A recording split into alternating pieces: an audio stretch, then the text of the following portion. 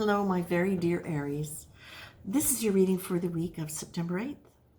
And I'm smiling because the first thing that I saw when I started sitting down to work with you was something from Spirit. It was literally like I was watching you. I was feeling a sense of you going, oh, and then looking down. And as I tuned in, I realized it was a magic carpet. And with that magic carpet, there was a real sense of easy movement. And of course, because it's a magic carpet and it's through the air, then I'm looking at air as emotion, as connection. But because it's a floating carpet as well, for me, it's another dimension. It's you looking at life from another layer. With that sense of wonder almost at how different things look from this new vantage point, from this perspective, from this framework of a more metaphysical, more energetic point of view, more of a mystical, metaphysical point of view, that things look very different from up here in this energy than when you're down there in it all. And while, of course, no collective reading can be 100% for every Aries, and let's say also Aries, Sun, Moon, Rising, or anybody with a lot of Aries in their chart, this could be relevant. But it's not going to be for all of you, or it won't be for all of you right now.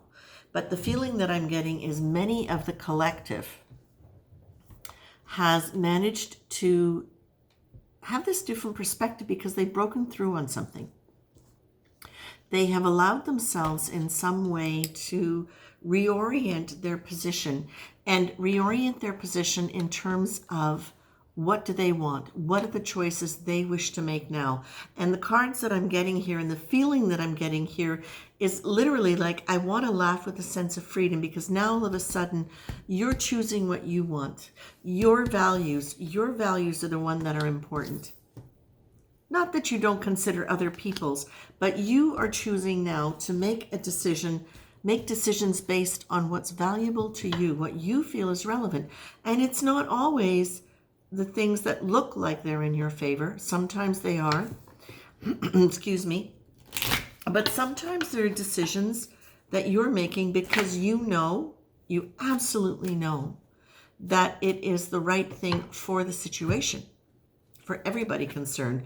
And you're much more inclined to lean into that idea of creating situations of cooperation rather than just trying to create situations that are for your benefit.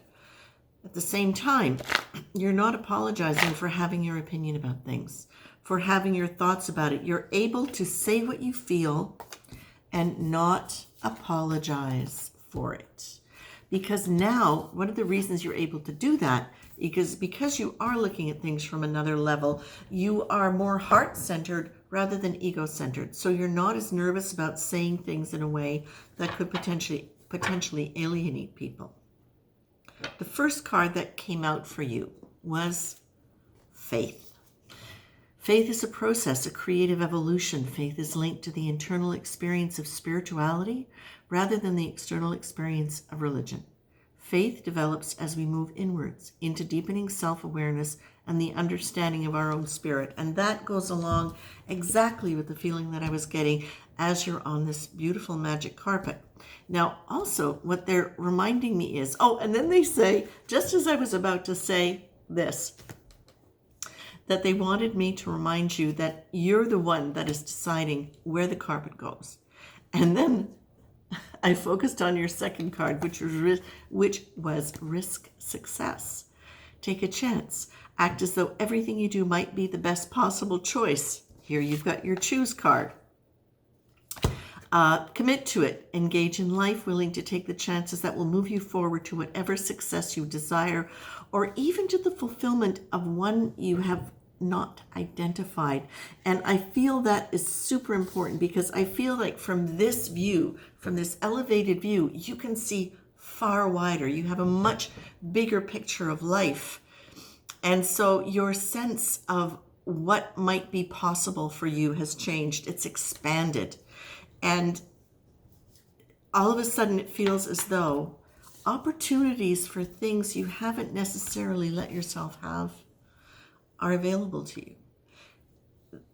It feels to me, as I'm saying this, I'm getting flashes of something that they reminded me of earlier, but I can't quite grab it. We'll see if it's going to come back. But what I am getting now from them is the fact that you have, in some ways, Aries, boxed yourself in for a period of time in your life. You've taken on a role, you've taken on an identity. And even though it might have been an identity that really supported you in many of the things that you wanted in your life, what you're realizing now is that there are different things that you want. And this elevated view is helping you understand that. And that even though you're finding yourself in positions right now where things are changing in ways that may not be the easiest for you, either directly or indirectly, what it's calling on you to do is to really be self-reflective in a way that you haven't necessarily been before. You've just been content or content-ish, let's say, going along being who you were. And now there's this, whatever this disruption is, it's causing you to really look at yourself and look at what your identity is to the people around you and what you have claimed as your identity. And now you're getting to look at that and go, there's more to me than that. It's not just, I want more, I want to do more, I haven't lived that dream or that dream or that dream. You haven't necessarily let yourself dream. And now you're at a point where you're able to, because you're able to kind of let go of that identity that you have created for yourself, that has also, of course, created the relationships around you. Now, because you're questioning your identity, the relationships get to change. And it could have happened the other way around, where the relationships started to change and that's caused you to question your identity. But Aries, I gotta say, this is probably one of the lightest lightest readings, lightest energies I've had when I've been reading for you. And really with that sense of wonder and discovery in a way where it's like it's magical. It feels magical to me.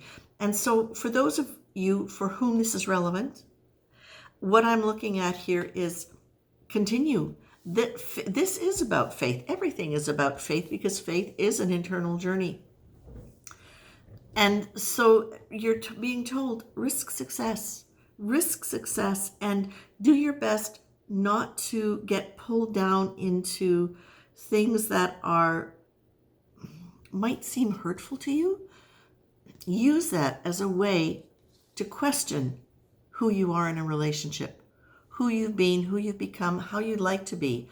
What was that old relationship about? Were there things in there that now can be reevaluated and altered? Because sometimes it's just a change in how you relate to somebody.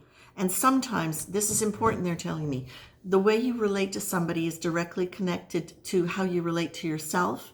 And so now if there's a disruption and it's causing a disruption in a relationship, this is where you get to look at who you were in it, how you were relating to yourself in that situation, and what choices did you make in that situation? When did you not say what you felt?